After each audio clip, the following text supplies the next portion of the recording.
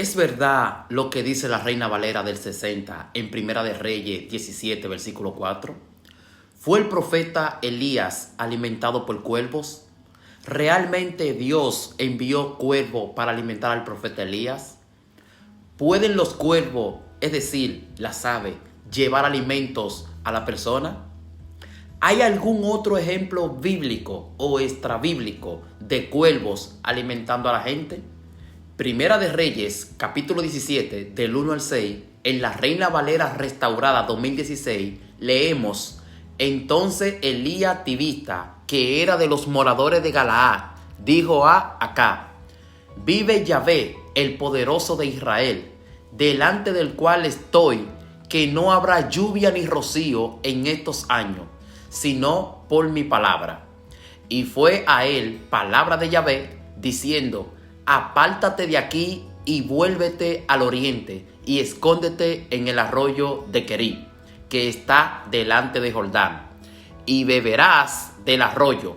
Y yo he mandado a los árabes que te den allí de comer. Gracia y paz a todos ustedes, mis queridos hermanos, de Dios nuestro Padre y del Señor Jesucristo. Y como dijimos anteriormente, ¿es verdad lo que dice la Reina Valera del 60 en Primera de Reyes 17:4? ¿Realmente Dios envió cuervos para alimentar al profeta Elías? A la verdad, mis queridos hermanos, yo no meto en discusión que para Dios todo es posible, pero seamos sensatos y objetivos. ¿Pueden los cuervos, es decir, las aves, llevar alimento a la persona? ¿Hay algún otro ejemplo bíblico o extrabíblico de cuervos alimentando a la gente?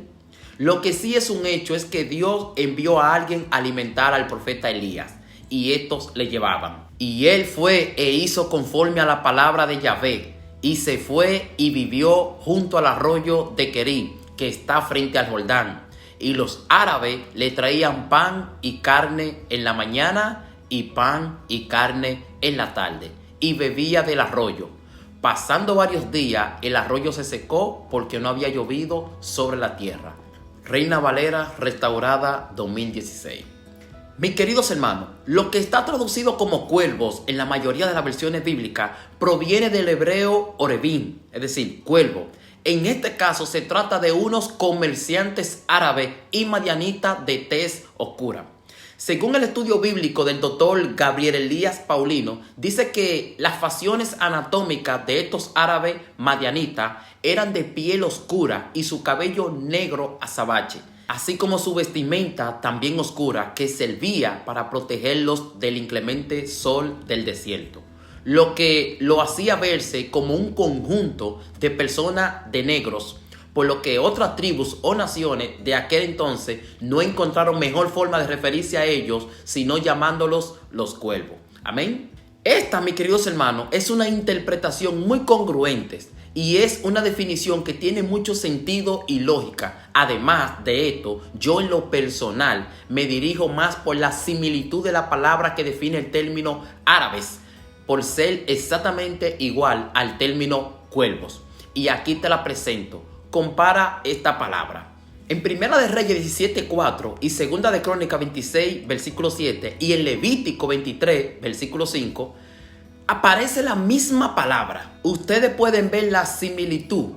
Esta palabra por sí sola no es suficientemente comprensible sin su contexto. Literalmente significa árabes. Y la podemos encontrar como tal en Levítico 23:5 y como árabes en Segunda de Crónicas 26:7 y traducida como cuervos en Primera de Reyes 17:4.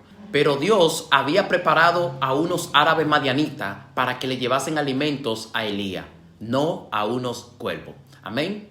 En primer lugar, mis queridos hermanos, como el hebreo antiguo contenía solo consonantes sin vocales escritas, una misma palabra puede tener múltiples significados dependiendo de las vocales con que se pronuncia. Así, por ejemplo, la palabra hebrea orbim puede pronunciarse orebim, que significa cuervos, pero también puede pronunciarse arabim, que significa árabes, así como también puede pronunciarse arbaim, que significa tarde. Amén. Dada esta ambigüedad, los argumentos a favor de los árabes, arabim, son los que tienen mucho más peso y sentido que la historia donde unos cuervos alimentan al profeta Elías. Para empezar, los cuervos eran animales ritualmente impuros, según Levítico 11 del 13 al 15, por lo que un profeta de Dios difícilmente habría tenido contacto con ellas. Además, si los cuervos le hubieran traído comida, lo más probable es que hubiesen sido carroñas, algo que estaba prohibido comer, según Éxodo capítulo 22, versículo 31.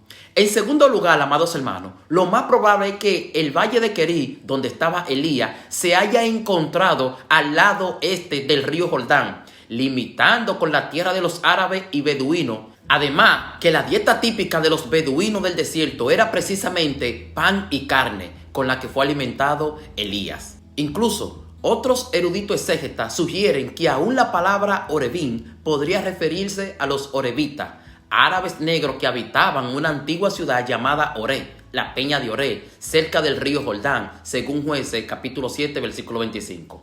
Todo indica que eran árabes madianitas quienes alimentaron a Elías en Querí. Y tercero, esta historia parece tener similitud con la historia que le siguen. En el primer caso, ofrecería una similitud con la historia de la viuda de Zareta, Primera de Reyes 17, del 8 al 15. Una persona humana. En ambos casos, Dios habría utilizado a extranjeros humanos para ayudar a un profeta de Israel.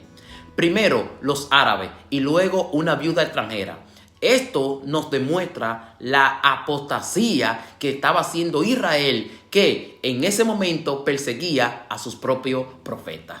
Amén. Y en un segundo caso, ofrecería una similitud con la historia de Abías y los 100 profetas, según Primera de Reyes, capítulo 18, versículo 4. Mientras que Elías se escondió y luego Dios lo sustentó por medio de seres humanos, también Abías escondió y sustentó a 100 profetas de Dios con pan y agua. Amén. Los términos hebreos, esconder y sustentar, aparecen en el mismo orden, sugiriendo en ambos casos que Dios utilizó seres humanos para esconder y sustentar a sus profetas. Amén.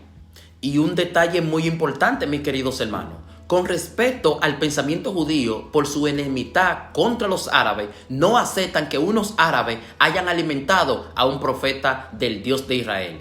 Y ellos siempre han creído que fueron cuervos quienes alimentaron a Elías. La palabra hebrea para el español, árabe, talde y cuervos, sin los signos o tildes que la acompañan, en hebreo se escribe exactamente igual, así. Son los signos o tildes lo que transforman y le dan el significado a la palabra. Así, los masoretas, judíos que le pusieron las vocales a esta palabra, le pusieron las vocales para cuervos y por ende los traductores así lo tradujeron como cuervos. Amén.